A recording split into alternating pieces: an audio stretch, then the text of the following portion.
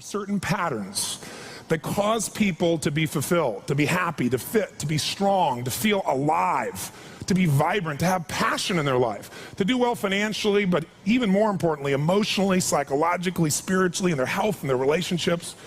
And there are also patterns that make people frustrated, overwhelmed, depressed, sad, lonely, cause them to be struggling financially, struggling with their body, struggling intimately. And those patterns, they're not because there's something wrong with somebody, it's because of a pattern that we're doing. What's the fastest way to create a change? In basically developing the one thing that all people have in common who succeed, they're leaders. Because I don't care what style you are, I don't care if you're a mom, if you're a great mom, you lead your child, you're not led by your child. Or a great dad. If you're a great business person, you're a great salesperson, you're a great negotiator, you're a great anything, you're a great human being. This has been my entire life's obsession. What makes the difference in people's lives? And that leadership component, as I say, doesn't always mean somebody follows you. A leader is somebody who lives life on their terms, that you will never settle for less than you can be or share or give or create. It's not what we get that makes us happy, it's who we become. How we live our life, who we are as a person. People can take away all the things, but who you become, no one can take away. And the problem is most of us are trying to be something we're not. And it isn't so much about change, about changing yourself. The change happens when you be yourself. Know thyself, that's the hard part for most people, and then be thyself. Because most of us in our lives, out of our desire for respect or achievement or love or connection or something, we've been trying to be the way we think we have to be in order to get that love, respect, appreciation, whatever it is we've been after at some unconscious level. And we've been doing it so long that we think that this is who we are. Because success without fulfillment is failure. And I can't tell you how many people I work with who are supposedly the best in the world at what they do, and they have more money than they can spend, and they have all these people that love and respect them, and yet they're unhappy inside. Because if you want to know what's really you, where you're going to be alive is when it's really you. And you may even think you know who you are because you've been living a certain way, but I'll tell you how you'll know. You'll feel euphoric, you'll feel strong, you'll feel unlimited, you'll feel free. I have seen, out of 3 million people around this earth in 80 countries, I've seen just about anything you can see, and there are only so many patterns. And what you're going to find underneath all of this behavior is we have the same needs. When you understand what those needs are and which ones you're focusing on, you start to understand why people do the crazy things they do, including you and I. And you begin to understand, hey, there might be a better way to meet my needs, and I don't have to get caught up in this game of stress and frustration and upset, or I could really help this person I care about, because I could see what's really going on. Part of what we want to accomplish here as leaders is we want to become practical psychologists. We want to understand what's really going on so we can help, so we can make a difference, so we can transform. So yes, of course you can do better in your business, because the more you understand about what people need and want, the greater you're going to be. The better manager, better leader, the better mom or dad, the better friend. And there's a better you that's available when you understand what's driving you. But most of us are running patterns over and over again. And we want to free that up. To free it up, we got to break the pattern. We got to do things that are different. So we're going to do something different. I'm not here because I believe in positive thinking. If you think that's what I believe, you don't know much about me. I'm not one of those people that believes you're supposed to go to your garden and chant, there's no weeds, there's no weeds, there's no weeds, there's no weeds. There's weeds right there. All right, that's what I believe. Here's what I believe. I believe that if you really want to be effective, you got to tell the truth.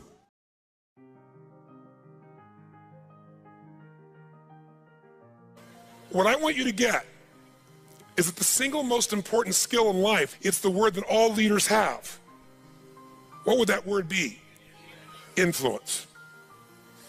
What changes companies is leaders. The only way you change a company is leadership. If I want to change a company that I own and I want to make a shift in that company, the number one thing I'm going to do is shifting leadership. That might be taking leaders to a different level. That might bring new leaders in. That might be new leaders of new voices with new perspectives, with new skill sets, new directions, but we need to take things to another level. Leaders solve problems and leaders maximize resources. If you're going to solve problems, you can't do it yourself, it would already been solved. You have to get others to help you to do it. That requires influence. True? If you're going to get people to maximize resources, that requires influence. If you're going to get people to partner with you, provide you resources, capital, suppliers, anything, that requires influence. If you're going to have an impact on your kids or your community or the world, that requires influence. There is no more important skill of leadership than influence. And yet most of us think of it like selling, and as a result, we don't master influence. So I'm not here today to try and get you to become a master of influence in 45 minutes or so of my chatting with you here, because we have so many of the speakers. This is the area of life I am most focused on. Because I know that if you can't influence, you can't lead. But if you can influence powerfully, intelligently, with integrity, there's no limit to whatever you can envision and what you can make real. And if your influence becomes not just you as the influence, but you're able to influence systems, people, company, culture. If you can turn other people into influencers, now whatever you vision about can be made into a reality. And so as a skill of influence, we got to ask ourselves, how many agree leaders are what change companies? Raise your hand if you agree with that, say aye. And leaders' number one skill is influence. If you agree, say aye. But then the question becomes, how do you influence? How do you influence consistently with integrity? You can influence many ways. You can do it without integrity. But the good news is we live in a world today where whatever you do, it's transparent to the world, because there are no secrets anymore, are there? Try to have a secret today, bless you. You can forget the secret.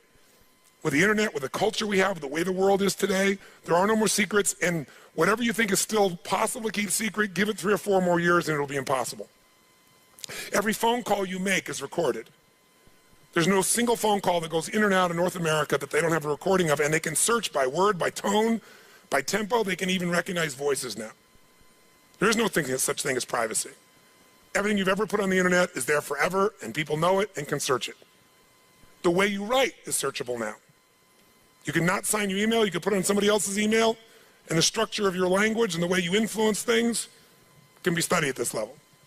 So the good news about that is manipulation as an ongoing tool for success is over. But adding value will never go out of style. Truth will never go out of style. So influencing with integrity is the secret. But what really influences people? Do facts and figures, we give you enough facts and figures out of a core story, is that going to influence people? No. It's the weaving of that story together in a way that produces what shifts people. And that's human emotion. Ultimately, the big game here is emotion. You have to influence emotion. You have to influence the emotion of your people. If you're going to maximize resources, and if we all agree, as we talked about the other day, it's not a lack of resources, it's a lack of what? Resourcefulness. If you're creative enough, if you're playful enough, if you're determined enough, if you're focused enough, you can find a way. If you're giving enough, if you're generous enough, if you're honest enough, if you're courageous enough, you will get people to help you. You will find the way. You will make that thing happen. You'll access the resource. You get someone to coach you, teach you, loan it to you, let you try it, drive it, experience it.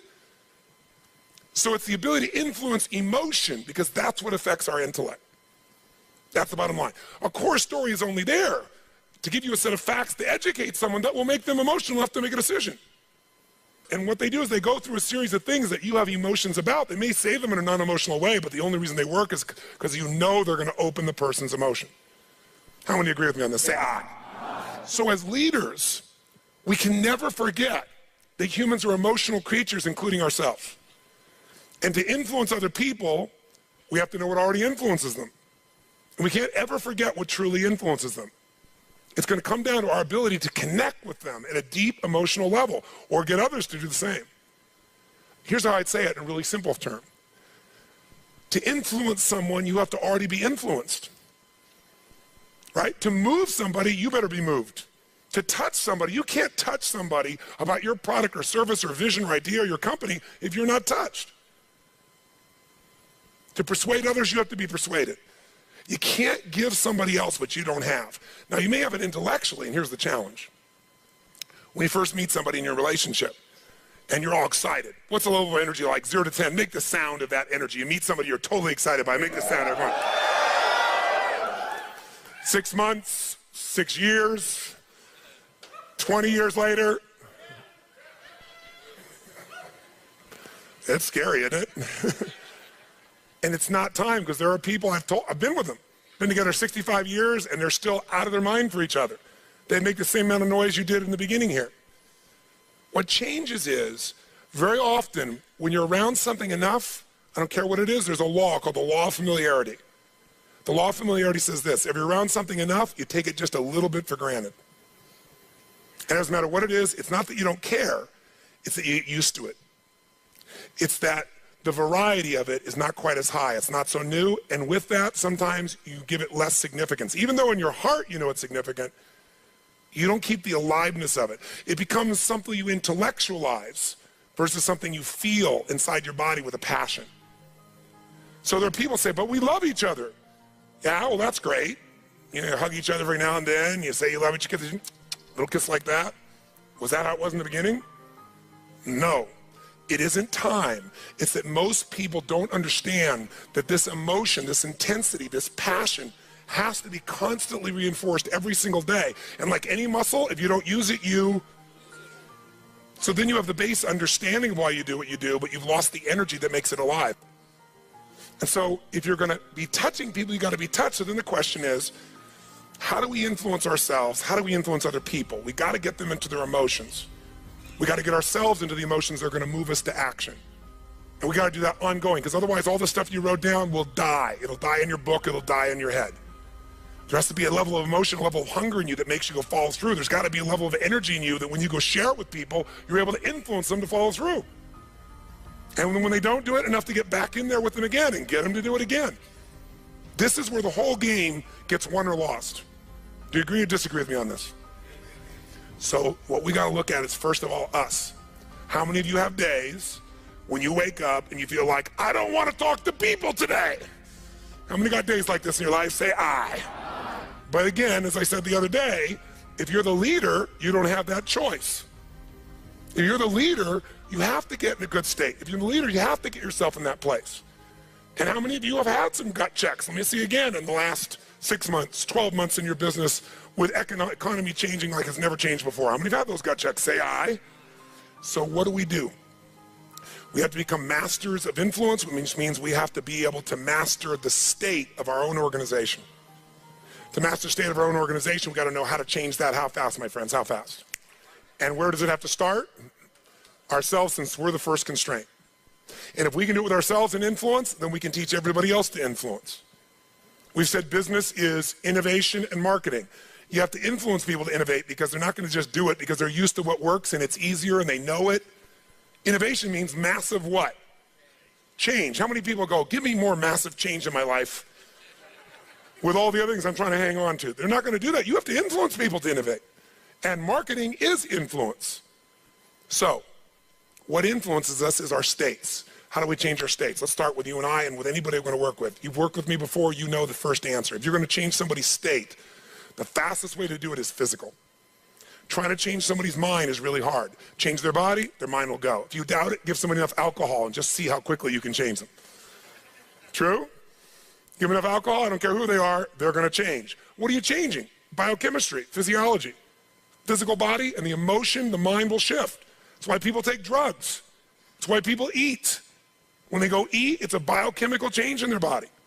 So, but we can do this through movement. We can do this through change. So if you want to be the leader and you're going to be affected, first thing I'd say to all of you going home, so you don't feel overwhelmed, is you need to develop an ongoing discipline, because we are our rituals. And I mean a physical one. If you want to say, well, why is my life the way it is today? Look at your rituals. Whether you call them rituals or not, you have them. Most of you get up and you have a set of rituals. You go straight to email, or you go straight and work out, or you go have your breakfast, or you hit the snooze alarm at least 3 times. It's your ritual. Who knows what I'm talking about here? And if you want to know what somebody's like, you can see their rituals. You can look at anybody's body in this room, if you had them take their clothes off, and you know some of their rituals or lack thereof. Is it true? If every day you get up and your ritual is you go to Starbucks and order a smoke boca, whatever those things are that you have, right? And a big muffin and whatever it is, right? And that's what you do every day. It's not hard to figure out what you're going to be like by 10:30 in the morning. You're going to be looking for your next coffee, your next whatever, because you want to stimulate your adrenal glands like crazy, and they're going to drop predictably. And we know what your stress level is going to be like. We know when your energy is going to go and fade. It's predictable because of your rituals. If you eat a certain way, you can predict that person's going to be fat and tired. You eat a different way, you know. If a person eats and they exercise a certain way, you know what their body's going to be like. Who here works out 5 days a week, never misses? It's just your life. Let me see your hands. Look at the number of people here. That's fantastic. That's really, give everybody a hand. That's really fantastic. Who here honestly never works out consistently, right? Don't clap. Now here's what's interesting. I'm not saying one is right as one is wrong, but will those two different rituals create a different body, yes or no? If we wanted to really make it clear, we'd say everybody works out 5 days a week, stand up, we can look at them, sit down, everybody doesn't work out, stand up, look at them. It'll be pretty obvious. Now, some people's metabolism is different, they get by with different things, but you get the picture, don't you?